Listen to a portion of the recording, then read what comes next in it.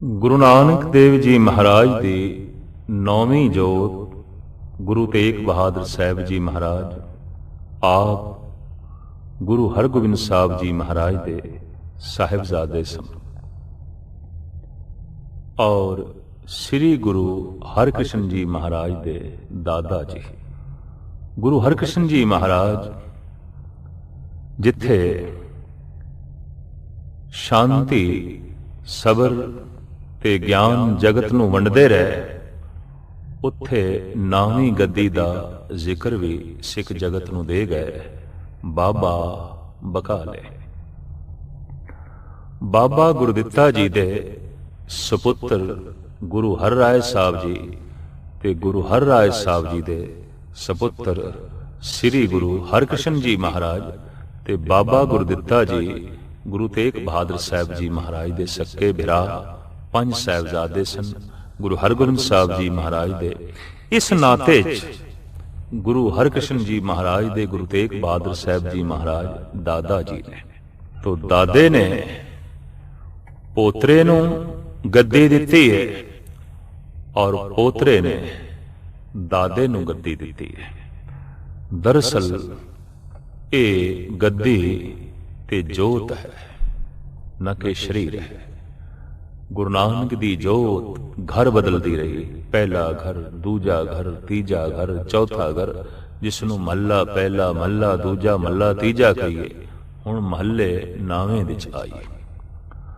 ਹੁਣ ਮਹਿਲ ਜਿਹੜਾ ਹੈ ਨਾਵਾਂ ਹੈ, ਹੁਣ ਟਿਕਾਣਾ ਨਾਵਾਂ ਹੈ, ਜੋਤ ਉਹੀ ਹੈ। ਸ੍ਰੀ ਗੁਰੂ ਹਰਕ੍ਰਿਸ਼ਨ ਜੀ ਮਹਾਰਾਜ ਦੇ ਮੁਖਾਰ ਬਿੰਦ ਤੋਂ ਜਦ ਇਹ ਸ਼ਬਦ ਨਿਕਲੇ ਨੇ ਬਾਬਾ ਬਕਾਲੇ, ਉਸ ਵਕਤ ਗਾਲਬਨ 26 ਸਾਲ ਹੋ ਗਏ ਸਨ ਬਕਾਲੇ ਦੇ ਵਿੱਚ, ਭੋਰੇ ਦੇ ਵਿੱਚ ਰਹਿੰਦਿਆਂ ਗੁਰੂ ਤੇਗ ਬਹਾਦਰ ਸਾਹਿਬ ਜੀ ਮਹਾਰਾਜ। ਗੁਰੂ ਹਰਗੋਬਿੰਦ ਸਾਹਿਬ ਜੀ ਮਹਾਰਾਜ ਦੇ ਜੋਤੀ ਜੋਤ ਸਮਾਣ ਤੋਂ ਬਾਅਦ ਆਪ ਮਾਤਾ ਨਾਨਕੀ ਤੇ ਸੁਪਤਨੀ ਗੁਜਰੀ ਜੀ ਨਾਲ ਨਾਨਕੇ ਪਿੰਡ ਬਾਬਾ ਬਕਾਲੇ ਆ ਗਏ।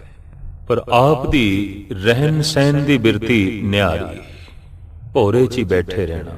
ਦਰਅਸਲ ਇਹਦਾ ਇਹ ਮਤਲਬ ਨਹੀਂ ਕੋਈ ਜਪ ਤਪ ਕਰਕੇ ਸੁਰਤ ਉੱਚੀ ਕਰਨੀ ਸੀ। ਆਪ ਤੇ ਪਰਮ ਪੁਰਖ ਸਨ, ਬਚਪਨ ਤੋਂ ਹੀ ਭਗਤੀ ਭਾਵਨਾ ਅਕਾਲ ਪੁਰਖ ਤੋਂ ਲੈ ਕੇ ਆਏ ਨੇ। ਲੇਕਿਨ ਇੱਕ ਲੰਬੇ ਕੰਮ ਦੀ ਤਿਆਰੀ ਲਈ ਆਪ ਨੂੰ ਭੋਰੇ 'ਚ ਬੈਠਣਾ ਪਿਆ। ਕਿਉਂ ਕਿ ਆਪ ਨੂੰ ਦਿਸ ਪਿਆ ਸੀ ਕਿ ਦੇਸ਼ ਦਾ ਕਲਿਆਣ, ਦੇਸ਼ ਦੀ ਸੰਸਕ੍ਰਿਤੀ ਇਸੇ ਢੰਗ ਨਾਲ ਬਚਾਈ ਜਾ ਸਕਦੀ ਹੈ। ਦੇਸ਼ ਦਾ ਧਾਰਮਿਕ ਪਤਨ ਨਾ ਹੋਵੇ ਤੇ ਦੇਸ਼ ਦੀ ਧਾਰਮਿਕ ਦੁਨੀਆ ਨੂੰ ਕੇਵਲ ਇੱਕੋ ਹੀ ਜ਼ਰੀਏ ਨਾਲ ਬਚਾਇਆ ਜਾ ਸਕਦਾ ਹੈ ਕਿ ਦੇਸ਼ ਦਾ ਕੋਈ ਬਹੁਤ ਵੱਡਾ ਸੰਤ ਮਹਾਪੁਰਖ ਕੁਰਬਾਨੀ ਦੇਵੇ, ਆਪਣਾ ਸੀਸ ਭੇਟ ਕਰੇ। ਤੋ ਤਿਆਰੀ ਦੇ ਜੁਟੇ ਨੇ ਇਸ ਦੇਸ਼ ਦੇ ਉੱਤੋਂ, ਦੇਸ਼ ਦੀ ਸੰਸਕ੍ਰਿਤੀ ਦੇ ਉੱਤੋਂ ਆਪਣਾ ਸੀਸ ਨਿਛਾਵਰ ਕਰਨ ਲਈ, ਆਪਣਾ ਸੀਸ ਭੇਟ ਕਰਨ ਲਈ। ਆਪ ਬ੍ਰਹਮ ਗਿਆਨ ਦੀ ਮੂਰਤੀ ਨੇ, ਲੇਕਿਨ ਫਿਰ ਵੀ 26 ਸਾਲ ਤੱਕ ਭੋਰੇ ਦੇ ਚ ਰਹੇ। ਤੇ ਜਦ ਗੁਰੂ ਹਰਕ੍ਰਿਸ਼ਨ ਜੀ ਮਹਾਰਾਜ ਦੀ ਰਸਨਾ ਤੋਂ ਨਿਕਲਿਆ ਬਾਬਾ ਬਕਾਲੇ, ਤਾਂ ਆਪ ਨੇ ਦਿੱਲੀ ਦੇ ਚਾਂਦਨੀ ਚੌਂਕ ਦੇ ਵਿੱਚ ਆਪਣੇ ਆਪ ਨੂੰ ਕੁਰਬਾਨ ਕਰ ਦਿੱਤਾ। ਇਸ ਤੋਂ ਵੱਡਾ ਤਿਆਗ ਰੂਹੇ ਜ਼ਮੀਨ ਦੇ ਵਿੱਚ ਕਿਧਰੇ ਵੀ ਦੇਖਣ ਨੂੰ ਨਹੀਂ ਮਿਲਦਾ। ਆਪ ਸਭ ਕੁਝ ਨੇ ਛੁਪ ਕੇ ਬੈਠੇ ਨੇ, ਕਿਸੇ ਨੇ ਪ੍ਰਗਟ ਕਰ ਦਿੱਤਾ ਹੈ, ਕੁਰਬਾਨ ਹੋ ਗਏ ਨੇ, ਨਿਛਾਵਰ ਹੋ ਗਏ ਨੇ ਦੇਸ਼ ਤੋਂ ਔਰ ਧਰਮ ਤੋਂ। ਗੁਰੂ ਗ੍ਰੰਥ ਸਾਹਿਬ ਜੀ ਮਹਾਰਾਜ ਦੇ ਵਿੱਚ ਆਪ ਦੇ ਆਏ ਸ਼ਬਦ ਬੈਰਾਗ ਦੀ ਮੂਰਤੀ ਨੇ। ਧਰਮ ਤੇ ਈਸ਼ਵਰ ਦੀ ਪ੍ਰਾਪਤੀ ਲਈ ਬੈਰਾਗ ਮੁੱਖ ਸਾਧਨ ਹੈ। ਬੈਰਾਗ ਤੋਂ ਬਿਨਾਂ ਕੋਈ ਵੀ ਰਾਗ ਮੰਡਲ ਪ੍ਰਮਾਤਮਾ ਤੱਕ ਨਹੀਂ ਪਹੁੰਚਿਆ। ਕਹਿਤ ਕਬੀਰ ਭਗਤ ਕਰ ਪਾਇਆ, ਭੋਲੇ ਭਾਏ ਮਿਲੇ ਰਗ ਰਾਇਆ। ਆਪ ਦਾ ਭੋਲਾ ਸੁਭਾਅ, ਆਪ ਦਾ ਭੋਲਾਪਣ ਤੇ ਆਪ ਦੇ ਬੈਰਾਗ ਦੀ ਮੂਰਤੀ ਇਤਨਾ ਪ੍ਰਭਾਵਿਤ ਕਰਦੀ ਸੀ ਜਗਤ ਨੂੰ ਕਿ ਭੋਲੇ ਭਾਏ ਤੇ ਬੈਰਾਗ ਦੇ ਪ੍ਰਵਾਨੇ ਆਪ ਦੇ ਆਲੇ ਦੁਆਲੇ ਇਕੱਤਰ ਰਹਿੰਦੇ ਸਨ, ਆਪ ਤੋਂ ਸਿੱਖਿਆ ਲੈਂਦੇ ਸਨ, ਆਪ ਤੋਂ ਦੀਕਸ਼ਾ ਲੈਂਦੇ ਸਨ। ਇਹ ਸਭ ਕੁਝ ਵੱਧਦਾ ਹੋਇਆ ਦੇਖ ਕੇ ਵਕਤ ਦੇ ਸਤਾਧਾਰੀਆਂ ਨੂੰ ਚੰਗਾ ਨਹੀਂ ਲੱਗਿਆ। ਵਕਤ ਦੇ ਸਤਾਧਾਰੀਆਂ ਨੇ ਇਹ ਵੀ ਦੇਖਿਆ ਕਿ ਕਸ਼ਮੀਰ ਹਿੰਦੁਸਤਾਨ ਦਾ ਇੱਕ ਜ਼ਰਖੈਜ਼ ਇਲਾਕਾ ਹੈ, ਖੂਬਸੂਰਤ ਇਲਾਕਾ ਹੈ, ਨੂਰ ਜਹਾਂ ਨੇ ਤੇ ਇੱਥੇ ਤੱਕ ਕਹਿ ਦਿੱਤਾ ਸੀ, ਅਗਰ ਫਿਰਦੌਸ ਬਰਰੂਏ ਜ਼ਮੀਂ ਅਸਤੋ ਹਮੀ ਅਸਤੋ ਹਮੀ ਅਸਤੋ ਹਮੀ ਅਸਤੋ। ਅਗਰ ਕੋਈ ਫਿਰਦੌਸ ਜੰਨਤ ਬਹਿਸ਼ਤ ਸਵਰਗ ਜ਼ਮੀਨ ਦੇ ਉੱਤੇ ਹੈ ਤਾਂ ਫਿਰ ਇਹੀ ਹੈ, ਇਹੀ ਹੈ, ਇਹੀ ਹੈ। ਕਸ਼ਮੀਰ ਦੇ ਜਿਹਲਮ ਦੇ ਕੰਢੇ ਦੇ ਉੱਤੇ ਨੂਰ ਜਹਾਂ ਨੇ ਇਹ ਵਾਕ ਉਚਾਰਨ ਕੀਤੇ, ਬਸ ਇਹੀ ਜੰਨਤ ਹੈ, ਇਹੀ ਜੰਨਤ ਹੈ, ਇਹੀ ਜੰਨਤ ਹੈ। ਇਸ ਜੰਨਤ ਦੇ ਚੋਂ ਅਨੇਕਾਂ ਹੀ ਪਾਣੀ ਦੇ ਝਰਨੇ ਤੇ ਦਰਿਆ ਨਿਕਲਦੇ ਸਨ, ਜੋ ਅਗਾਂਹ ਚੱਲ ਕੇ ਮੈਦਾਨੀ ਇਲਾਕਿਆਂ ਨੂੰ ਸਰਸਬਜ਼ ਕਰਦੇ ਸਨ, ਸ਼ਾਦਾਬ ਕਰਦੇ ਸਨ। ਸਿਰਫ ਪਾਣੀ ਦੇ ਹੀ ਝਰਨੇ ਇੱਥੋਂ ਨਹੀਂ ਨਿਕਲਦੇ ਸਨ, ਕਸ਼ਮੀਰ ਦੇ ਚੋਂ ਗਿਆਨ ਦੇ ਝਰਨੇ ਵੀ ਨਿਕਲਦੇ ਸਨ। ਗਿਆਨ ਦੀ ਗੰਗਾ ਵੀ ਫੁੱਟਦੀ ਸੀ। ਕਸ਼ਮੀਰ ਰਿਸ਼ੀ ਕਸ਼ੈਪ ਦੀ ਔਲਾਦ ਦਾ ਦੇਸ਼, ਰਿਸ਼ੀ ਮੁਨੀਆਂ ਦਾ ਦੇਸ਼, ਤੀਰਥਾਂ ਦਾ ਇਲਾਕਾ, ਵਿਦਵਾਨ ਪੰਡਤਾਂ ਦੀ ਭੂਮੀ। ਜਿਸ ਤਰ੍ਹਾਂ ਉੱਚੇ ਪਹਾੜਾਂ ਤੋਂ ਝਰਨੇ ਥੱਲੇ ਆ ਕੇ, ਦਰਿਆ ਥੱਲੇ ਆ ਕੇ ਮੈਦਾਨੀ ਇਲਾਕਿਆਂ ਨੂੰ ਸਰਸਬਜ਼ ਕਰਦੇ ਸਨ, ਇਸ ਤਰ੍ਹਾਂ ਪਹਾੜਾਂ ਤੋਂ ਥੱਲੇ ਲੈ ਕੇ ਇਹ ਵਿਦਵਾਨ ਜਗਤ ਦਾ ਕਲਿਆਣ ਕਰਦੇ ਸਨ, ਗਿਆਨ ਦੇ ਕੇ, ਵਿਚਾਰ ਦੇ ਕੇ, ਔਰ ਇਸ ਤਰੀਕੇ ਨਾਲ ਰੱਬ ਨਾਲ ਜੋੜਦੇ ਸਨ। ਵਕਤ ਦੇ ਸਤਾਧਾਰੀ ਪਾਣੀ ਦੇ ਝਰਨਿਆਂ ਨੂੰ ਤੇ ਬੰਦ ਨਾ ਕਰ ਸਕੇ, ਤੇ ਬੰਦ ਕਰਨਾ ਉਹਨਾਂ ਨੇ ਮੁਨਾਸਬ ਵੀ ਨਾ ਸਮਝਿਆ, ਪਰ ਗਿਆਨ ਦੇ ਧਾਰਾ ਜੋ ਉੱਥੋਂ ਵਗਦੀ ਸੀ ਉਹਨੂੰ ਬੰਦ ਕਰਨ ਦਾ ਤਹੀਆ ਕਰ ਲਿਆ। ਗੁਰੂ ਤੇਗ ਬਹਾਦਰ ਸਾਹਿਬ ਜੀ ਮਹਾਰਾਜ ਦੇ ਦਰਬਾਰ ਦੇ ਵਿੱਚ ਕਸ਼ਮੀਰ ਦੇ ਦਰਿਆ, ਕਸ਼ਮੀਰ ਦੇ ਝਰਨੇ ਫਰਿਆਦ ਲੈ ਕੇ ਆਏ, ਜਿਨ੍ਹਾਂ ਦੇ ਦਿਲ ਦਿਮਾਗ ਚੋਂ ਗਿਆਨ ਦੀ ਗੰਗਾ ਨਿਕਲਦੀ ਸੀ, ਨਾਮ ਦੇ ਝਰਨੇ ਚੱਲਦੇ ਸਨ, ਵਿਚਾਰ ਦੇ ਚਸ਼ਮੇ ਵਗਦੇ ਸਨ। ਇਹ ਸਾਰੇ ਚਸ਼ਮੇ, ਇਹ ਸਾਰੇ ਝਰਨੇ ਅੱਜ ਦਰਬਾਰ ਦੇ ਵਿੱਚ ਅਨੰਦਪੁਰ ਸਾਹਿਬ ਆ ਕੇ ਹਾਜ਼ਰ ਹੋਏ ਨੇ, ਬੇਨਤੀ ਕਰਦੇ ਨੇ, ਜੋਦੜੀ ਕਰਦੇ ਨੇ, ਗੁਰੂ ਮਹਾਰਾਜ ਰਹਿਮਤ ਕਰੋ, ਬਖਸ਼ਿਸ਼ ਕਰੋ, ਸੁਖ ਜਾਵਾਂਗੇ। ਅਗਰ ਇਹ ਮਰੂ ਥਲ ਦੇ ਟਿੱਬੇ ਸਾਡੇ ਅੱਗੋਂ ਆ ਗਏ ਸਤਾ ਦੇ, ਤੋ ਸੁਖ ਜਾਵਾਂਗੇ, ਨੇਸਤੋ ਨਾਬੂਦ ਹੋ ਜਾਵਾਂਗੇ, ਸਾਡਾ ਗਮਨ ਬੰਦ ਹੋ ਜਾਏਗਾ, ਤੇ ਅਸੀਂ ਰਸਤੇ 'ਚ ਕਈਆਂ ਦੀ ਪਿਆਸ ਬੁਝਾਉਂਦੇ ਹੋਏ ਜੋ ਸਾਗਰ ਦੇ ਵਿੱਚ ਲੀਨ ਹੋਣਾ ਆਪਣਾ ਲਕਸ਼ ਸਮਝਿਆ, ਇਸ ਲਕਸ਼ ਦੀ ਪੂਰਤੀ ਨਹੀਂ ਹੋ ਸਕੇਗੀ, ਤੇ ਜਗਤ ਦੀ ਅਸੀਂ ਪਿਆਸ ਵੀ ਨਹੀਂ ਬੁਝਾ ਸਕਾਂਗੇ। ਗੁਰੂ ਤੇਗ ਬਹਾਦਰ ਸਾਹਿਬ ਜੀ ਮਹਾਰਾਜ ਲੰਬੀ ਸੋਚ ਦੇ ਵਿੱਚ ਪੈ ਗਏ। ਖਾਮੋਸ਼ ਭੋਰੇ ਦੇ ਵਿੱਚ ਬੈਠ ਕੇ ਜੋ ਆਪ ਵਿਉਂਤ ਬਣਾਉਂਦੇ ਰਹੇ ਜਗਤ ਕਲਿਆਣ ਦੀ, ਉਹ ਇੱਕਦਮ ਆਪ ਦੇ ਸਾਹਮਣੇ ਆਈ। ਆਪ ਅਜੇ ਸੋਚ ਹੀ ਰਹੇ ਸਨ ਕਿ 9 ਸਾਲ ਦੇ ਬਾਲਕ ਸ਼੍ਰੀ ਗੁਰੂ ਗੋਬਿੰਦ ਸਿੰਘ ਜੀ ਮਹਾਰਾਜ ਨੇ, ਅਜੇ ਆਪ ਗੋਬਿੰਦ ਰਾਏ ਨੇ ਬੇਨਤੀ ਕੀਤੀ, ਹਜ਼ੂਰ ਗੁਰਦੇਵ ਪਿਤਾ ਆਪ ਕਿਸ ਸੋਚਦੇ ਚ? ਤਾਂ ਗੁਰੂ ਤੇਗ ਬਹਾਦਰ ਸਾਹਿਬ ਜੀ ਮਹਾਰਾਜ ਨੇ ਆਖਿਆ, ਬੇਟਾ ਕੋਈ ਮਹਾਨ ਮਨੁੱਖ, ਕੋਈ ਮਹਾਨ ਸੰਤ ਆਪਣੀ ਕੁਰਬਾਨੀ ਦੇਵੇ, ਦੇਸ਼ ਦਾ ਧਰਮ ਬਚ ਸਕਦਾ ਹੈ, ਇਨ੍ਹਾਂ ਝਰਨਿਆਂ ਦੀ ਰਵਾਨੀ ਬਚ ਸਕਦੀ ਹੈ, ਇਨ੍ਹਾਂ ਦਰਿਆਵਾਂ ਦਾ ਵੇਗ ਬਚਾਇਆ ਜਾ ਸਕਦਾ ਹੈ। ਗੋਬਿੰਦ ਰਾਏ ਹੱਥ ਜੋੜ ਕੇ ਕਹਿਣ ਲੱਗੇ, ਮਹਾਰਾਜ ਜੇ ਕਿਸੇ ਮਹਾਨ ਪੂਰਨ ਪੁਰਖ ਦੀ ਕੁਰਬਾਨੀ ਨਾਲ ਹੀ ਇਹ ਸਭ ਕੁਝ ਬਚਦਾ ਹੈ, ਤਾਂ ਫਿਰ ਆਪ ਤੋਂ ਮਹਾਨ ਕੌਣ ਹੈ, ਤੇ ਆਪ ਹੀ ਬਚਾਓ। ਖੜਾਵਾਂ ਪਹਿਨ ਕੇ ਗੁਰੂ ਤੇਗ ਬਹਾਦਰ ਸਾਹਿਬ ਜੀ ਮਹਾਰਾਜ ਚੱਲ ਪਏ। ਤਿਆਗ ਤੇ ਵੈਰਾਗ ਆਪ ਦੇ ਰੋਮ ਰੋਮ ਵਿੱਚ ਭਰਿਆ ਹੋਇਆ ਹੈ। ਹਕੀਕਤ ਹੈ, ਬਹੁਤ ਵੱਡੀ ਸਚਾਈ ਹੈ ਕਿ ਵੈਰਾਗ ਤੋਂ ਬਿਨਾ ਪ੍ਰਮਾਤਮਾ ਦੀ ਪ੍ਰਾਪਤੀ ਨਹੀਂ, ਅਕਾਲ ਪੁਰਖ ਦੀ ਪ੍ਰਾਪਤੀ ਨਹੀਂ। ਵੈਰਾਗੀ ਹਿਰਦਾ ਉਹ ਇਹ ਮਹਿਸੂਸ ਕਰਦਾ ਜਗਤ ਕੁਛ ਵੀ ਨਹੀਂ ਹੈ, ਇਹ ਸੰਸਾਰ ਕੁਛ ਵੀ ਨਹੀਂ ਹੈ, ਤੇ ਜਦ ਸੰਸਾਰ ਕੁਛ ਵੀ ਨਹੀਂ, ਜਗਤ ਕੁਛ ਵੀ ਨਹੀਂ, ਉਹ ਫਿਰ ਉਦਾਸ ਰਹੇਗਾ, ਉਪਰਾਮ ਰਹੇਗਾ। ਉਪਰਾਮਤਾ ਤੇ ਉਦਾਸ ਹੋਣਾ ਧਾਰਮਿਕ ਦੁਨੀਆ ਦਾ ਪਹਿਲਾ ਲੱਛਣ ਹੈ ਔਰ ਸ਼ੁਭ ਲੱਛਣ ਹੈ। ਜੋ ਜਗਤ ਤੋਂ ਉਦਾਸ ਨਹੀਂ ਹੋਇਆ, ਉਪਰਾਮ ਨਹੀਂ ਹੋਇਆ, ਉਹ ਪਰਮ ਜਗਤ ਦੀ ਪ੍ਰਾਪਤੀ ਦੀ ਚੇਸ਼ਟਾ ਵੀ ਨਹੀਂ ਕਰੇਗਾ। ਜੋ ਸੰਸਾਰ ਤੋਂ ਉਪਰਾਮ ਨਹੀਂ ਹੋਇਆ, ਉਹ ਨਿਰੰਕਾਰ ਦੀ ਪ੍ਰਾਪਤੀ ਦਾ ਉਦਮ ਵੀ ਨਹੀਂ ਕਰੇਗਾ। ਇਹ ਹਕੀਕਤ ਹੈ। ਜਿਹਦੇ ਲਈ ਇਹ ਸੰਸਾਰ ਸਭ ਕੁਝ ਹੈ, ਉਸ ਦੇ ਲਈ ਨਿਰੰਕਾਰ ਸੁਪਨਾ ਹੈ, ਤੇ ਜਿਹਦੇ ਲਈ ਇਹ ਸੰਸਾਰ ਤੁੱਛ ਮਾਤਰ ਹੈ, ਸੁਪਨਾ ਹੈ, ਉਹਦੇ ਲਈ ਪ੍ਰਮਾਤਮਾ ਹਕੀਕਤ ਹੈ, ਉਹਦੇ ਲਈ ਪ੍ਰਮਾਤਮਾ ਸਚਾਈ ਹੈ। ਦੋ ਤਰ੍ਹਾਂ ਦੇ ਮਨੁੱਖ ਜਗਤ ਵਿੱਚ ਮਿਲਣਗੇ, ਕਿਸੇ ਲਈ ਸੰਸਾਰ ਸੁਪਨਾ ਹੈ, ਕਿਸੇ ਲਈ ਨਿਰੰਕਾਰ ਸੁਪਨਾ ਹੈ, ਕਿਸੇ ਲਈ ਪਦਾਰਥ ਸੁਪਨਾ ਹੈ, ਤੇ ਕਿਸੇ ਲਈ ਪ੍ਰਮਾਤਮਾ ਸੁਪਨਾ ਹੈ। ਇੰਜ ਕਹਿ ਲੋ ਸੰਤਾਂ ਲਈ ਪਦਾਰਥ ਸੁਪਨਾ ਹੈ ਤੇ ਆਮ ਸੰਸਾਰੀਆਂ ਲਈ ਪ੍ਰਮਾਤਮਾ ਸੁਪਨਾ ਹੈ। ਤੇ ਜੋ ਸੁਪਨਾ ਉਹਦੇ ਨਾਲ ਕੀ ਜੁੜਨਾ, ਜੋ ਸੁਪਨਾ ਹੈ ਉਹਦੇ ਉੱਤੇ ਕੀ ਮਾਣ ਕਰਨਾ। ਤੋ ਕਈਆਂ ਦੀ ਦ੍ਰਿਸ਼ਟੀ ਦੇ ਵਿੱਚ ਪ੍ਰਮਾਤਮਾ ਸੁਪਨਾ ਹੈ ਤੇ ਕਈਆਂ ਦੀ ਦ੍ਰਿਸ਼ਟੀ ਦੇ ਵਿੱਚ ਪਦਾਰਥ ਸੁਪਨਾ ਹੈ। ਤੇ ਜਦ ਪਦਾਰਥ ਸੁਪਨਾ ਪ੍ਰਤੀਤ ਦਿਖਾਈ ਦੇਵੇ, ਜਦ ਸੰਸਾਰ ਤੁੱਛ ਮਾਤਰ ਪ੍ਰਤੀਤ ਹੋਵੇ, तो उदास होना लाजमी है, फिर उपराम होना लाजमी है। साडे देश दे साधु संत महात्मा कोशिश करते रहे कि अंदर उदासीनता दा जन्म होवे, बैरागी बिरतियां दा जन्म होवे, उपरामता दा जन्म होवे। किसे उजाड़ दे चले जाइए, जंगल दे चले जाइए जिथे कोई मनुख ना होवे गलबात करन वाला, जिथे चारों पासे वहशत ही वहशत होवे, तन्हाई ही तन्हाई होवे। ओ तन्हाई, ओ उजाड़ मन नूं उपराम करे, उदास करे, ताकि निरंकार दी प्राप्ति अंदरों पैदा होवे, ताकि ईश्वर दी प्राप्ति दी धुन, ईश्वर प्राप्ति दी लगन अंदरों जन्म ले सके।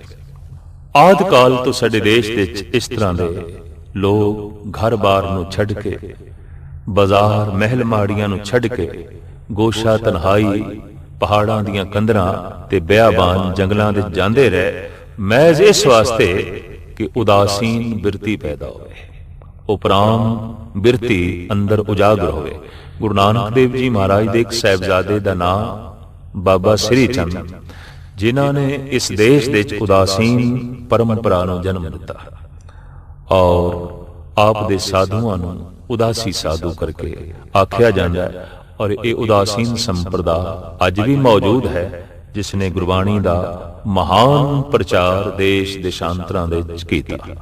साहिब गुरु गोबिंद सिंह जी महाराज फरमान करते हैं कि उजाड़ दे च जाके, बयाबान जंगल दे जाके मन नूं उपराम करना है, उदास करना है, उस तो बेहतर है घर नूं ही जंगल समझ लिया जाए, घर नूं ही उजाड़ समझ लिया जाए। रे मन ऐसो कर सन्यासा, बन से सदन सवै कर समझो, मन ही माए उदासा।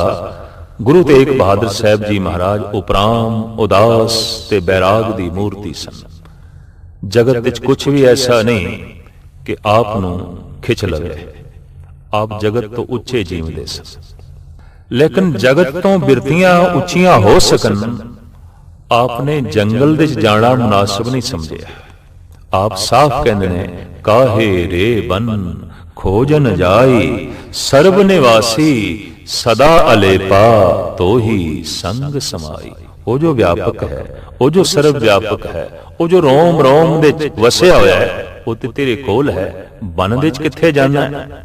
सर्व निवासी ते सदा अलिप्त, ये दो शब्द ऐसे ने जो खोज दे मुस्तहिक ने। जो व्यापक है, सर्व निवासी है, वो अलिप्त किस तरह रह सकता है, निर्लेप कैसे रह सकता है? जो सारियां दे विच है, निर्लेप होना ते फिर बहुत कठिन है। सर्व निवासी सदा अलेपा, तो ही संग समाई, वो मेरे विच है और निर्लेप है, वो सारियां दे विच है, वो निर्लेप है। तो आपने बड़े सुंदर दो प्रमाण दिते ने। ओप मद जो बास बसत है, मुकर माए जैसे छाई, तैसे ही हर बसे निरंतर, घट ही खोजो भाई। सर्वनिवासी तो ऐसा है जैसे फुल दी पत्ती पत्ती दे च महक है, सारे फुल्लां दी पत्ती पत्ती दे च सुगंधी है, महक है। तो जैसे फुल दे अंदर महक व्यापक है, तिवें परमात्मा व्यापक है। पर परमात्मा निर्लेप किस तरह है? मुकर माए जैसे छाई, जैसे शीशे दे च अक्स, शीशे दे च हुंदा होया भी शीशे दे च नहीं है, निर्लेप है। शीशे दे जो कुछ दिखाई दे रहा है, असीं उहनूं पकड़ नहीं सकते, बंधन दे च नहीं लिया सकते, क्योंकि निर्लेप है। भावें शीशे दे च है, फिर भी शीशे तो न्यारा है, निर्लेप है। भावें परमात्मा साडे विच है, फिर भी वो न्यारा है। अगर व्यापक हो के वो न्यारा ना होवे, तो फिर जितने असी मैले हां, परमात्मा हुण तक मैला हो गया हुंदा। वो निर्लेप है, इस वास्ते साडे अंदर रहिंदा होया भी वो निर्मल है, स्वच्छ है। डॉक्टर रविंद्रनाथ टैगोर नूं ये बोध होया उदों जदों आपने देखिया ਕਿ ਇੱਕ ਬਹੁਤ ਵੱਡੇ ਗੰਦਗੀ ਦੇ ਢੇਰ ਨੂੰ ਸੂਰਜ ਦੀਆਂ ਕਿਰਨਾਂ ਛੂ ਰਹੀਆਂ ਸਨ। ਤਾਂ ਆਪ ਨੱਚ ਉੱਠੇ, ਆਖਣ ਲੱਗੇ, ਹੇ ਈਸ਼ਵਰ, ਤੇਰੇ ਨਿਰਲੇਪ ਹੋਣ ਦਾ ਬੋਧ ਮਿਲ ਗਿਆ। ਸੂਰਜ ਦੀਆਂ ਕਿਰਨਾਂ ਗੰਦਗੀ ਨੂੰ ਛੂ ਰਹੀਆਂ ਨੇ, ਪਰ ਸੂਰਜ ਗੰਦਾ ਨਹੀਂ ਹੋ ਰਿਹਾ, ਕਿਰਨਾਂ ਗੰਦੀਆਂ ਨਹੀਂ ਹੋ ਰਹੀਆਂ। ਹੇ ਪ੍ਰਮਾਤਮਾ, ਤੂੰ ਮੇਰੇ ਗੰਦੇ ਸਰੀਰ ਮਲ ਮੂਤਰ ਦੇ ਥੈਲੇ 'ਚ ਬੈਠਾ ਹੈ, ਪਰ ਤੂੰ ਗੰਦਾ ਨਹੀਂ ਹੁੰਦਾ।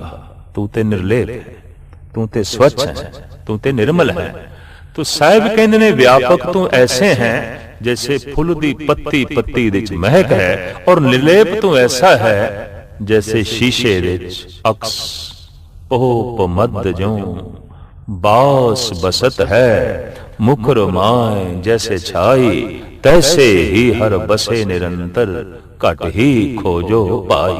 साहिब गुरु तेग बहादुर साहब जी महाराज ने आनंदपुर साहब तो गवन आरंभ किया।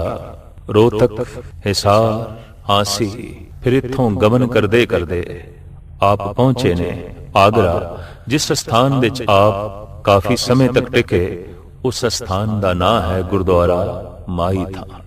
बाहर एक चरवाहे नूं अंगूठी आपने भेंट की थी, और इस वास्ते भेंट की थी क्योंकि शाही लश्कर आप दी तलाश दे सी ते बहुत वड्डा इनाम रखिया गया सी।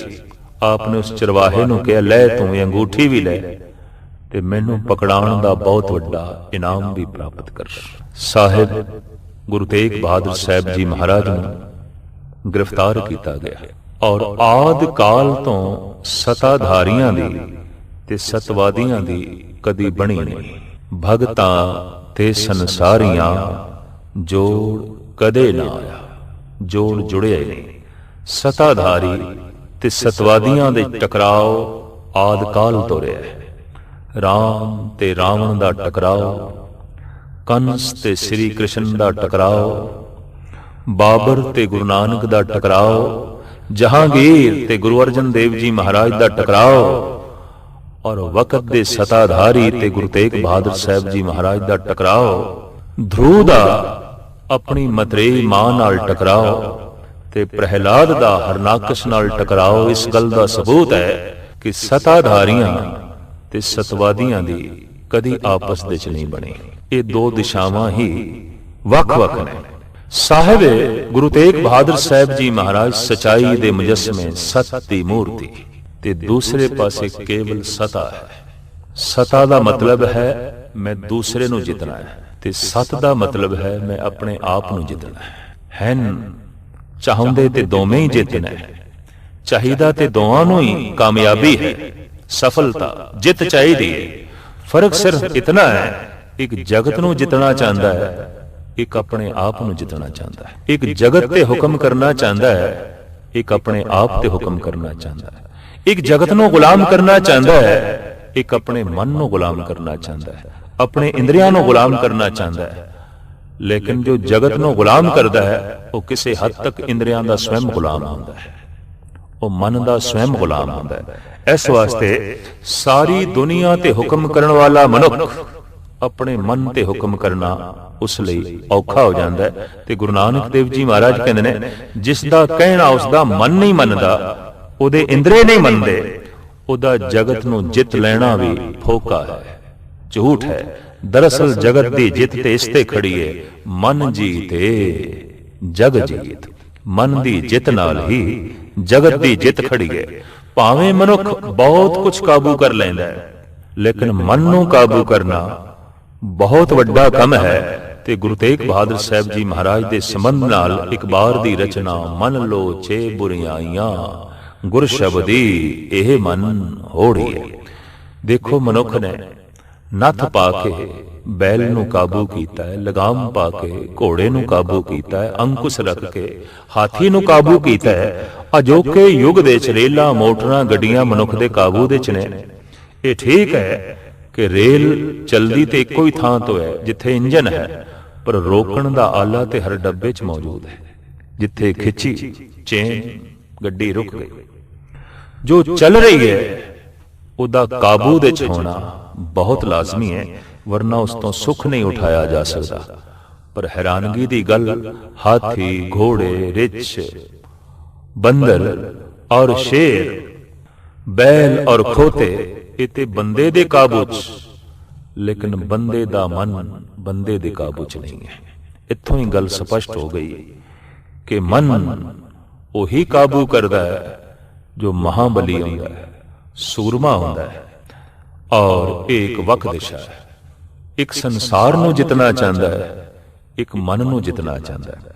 संसार नूं जित के धन की प्राप्ति होंदी है, मन नूं जित के परमात्मा की प्राप्ति होंदी है, अकाल पुरख की प्राप्ति होंदी है, ईश्वर की प्राप्ति होंदी है। तो जैसे आदि काल तो सतवादियां ते सताधारी दी नहीं बनी, गुरु तेग बहादुर साहब जी महाराज ते औरंगजेब दी भी नहीं बनी।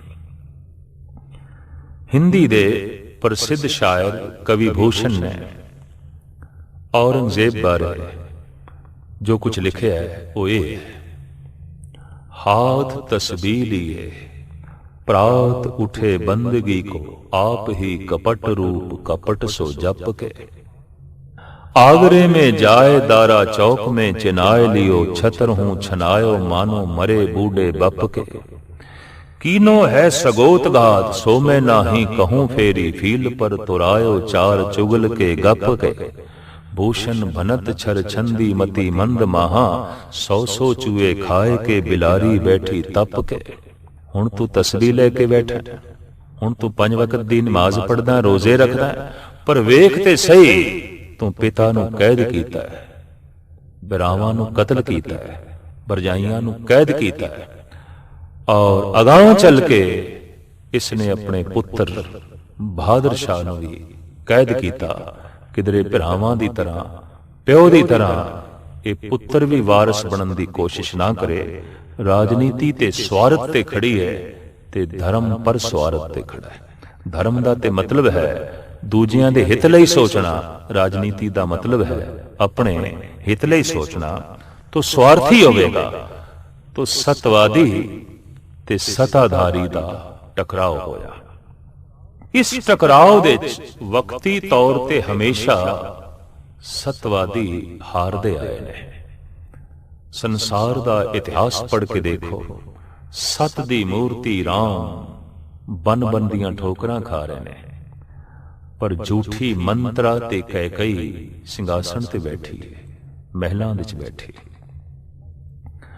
सच दी मूर्ति प्रहलाद जेल दी तंग तारीक कोठड़ी विच है, पर झूठा हरनाकश सिंघासन ते बैठा। सच ते बैराग दी मूर्ति ध्रुव जंगलां दी ठोकरां खा रहा है, साधना कर रहा है, पर झूठी मतरेई मां महलां विच बैठ के ऐश कर रही है, आराम कर रही है, सुख मान रही है। अगां चलिए, देवकी ते वासुदेव जो प्रेमा भक्ति दी मूर्ति ने, वो कंस दी कैद विच ने, जेल दे अंदर ने, पर कंस सिंघासन ते बैठा। जेल दी तंग तारीक कोठड़ी दे च ही सच दी मूर्ति श्री कृष्ण दा द्वापर दे अवतारी पुरुष दा जन्म होया है। हैरानगी दी गल, जद मैं इस ढंग नाल पढ़दा कि जेल दे विच ही वक्त दे सताधारियां दी जेल दे च गुरु तेग बहादुर साहब जी महाराज ज्योति जोत समाए, उन्हां दा अंत होया है, ते जेल दे च ही श्री कृष्ण दा जन्म होया है। ते मैनू कहना पैंदा है, सच दा जन्म होंदा है ते जेल दे च होंदा है, सच दा अंत होंदा है तो जेल दे च होंदा है। सत दी हार भी असल दे च जित है, और झूठ दी जित भी असल दे च हार है। साहिब गुरु नानक देव जी महाराज दे बोल, कूड़ निखुट्टे नानका ओढ़ के सच रही। आप दिल्ली दे चांदनी चौक दे शहीद की होए, समुचे देश नू चानना वंड गए। सूरबीरता दा, बहादरी दा, अणख दा, गैरत दा सुत्ती हुई कौम नू आपने जगाया। आप दी शहादत दे नाल ही सिखी दा जो स्वरूप बनया वो केशाधारी बनया। और संत सिपाही की शक्ल गुरु गोबिंद सिंह जी महाराज ने बकायदा बख्शिश कर दी, ताकि आइंदा लई ये सत ते सता इक्को ही थां ते रहे और सतवादी सताधारियां दे हत्थों बेजार ना हुंदा रहे, औखा ना हुंदा रहे। साहिबां दा धड़ चुक के लखी शाह वणजारा लिया और उन्हें अपने पिंड दे अपने मकान दे अंदर रख के मकान नूं ही अग ला दी।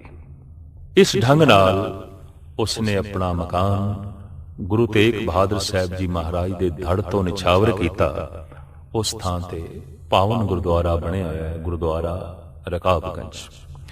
सीस दा दाह संस्कार होया आनंदपुर साहब दे उस थां दे उत्ते भी गुरुद्वारा बनिया होया है, जिसका नाम है गुरुद्वारा सीसगंज। ते जिथे आप दी शहादत हुई उत्थे भी अस्थान बनिया होया है चांदनी चौक दे गुरुद्वारा सीसगंज। दरअसल जिसदा खून पावन हो जाए, पवित्र हो जाए, तो किसदा खून पावन हो जाता है, पवित्र हो जाता है, जिहदे रोम रोम दे अंदर परमात्मा वसिया होवे, ईश्वर वसिया होवे, अकाल पुरख वसिया होवे। जैसे नामदेव जी महाराज कहते ने, 10 बैरागन मोहि बस कीनी, पंचों का मिटनाओ, 70 दोए भरे अमृतसर, बिख को मार कढाऊं, पाछे बहुर ना आवन पाऊं। ये जो 72 मोटियां नाड़ा ने, नामदेव कहते ने खून नहीं गर्दिश कर रहा, अमृत गर्दिश कर रहा। खून पाक हो गया, पवित्र हो गया, अमृत हो गया। एक शायर का कहना है, एक बूंद गर चाहे तो तूफान बन जाए, एक फूल गर चाहे तो गुलिस्तान बन जाए, एक खून के कतरे में वो तासीर है, एक कौम की तवारीख का अनवान बन जाए। अगर उछाल आ जाए सही किसी पाक पवित्र खून दे तां वो कौम दा ते देश दा अदुੱਤੀ इतिहास बन जाता है, गैरत ते अणख बन जाता है, हिम्मत ते दलेरी बन जाता है।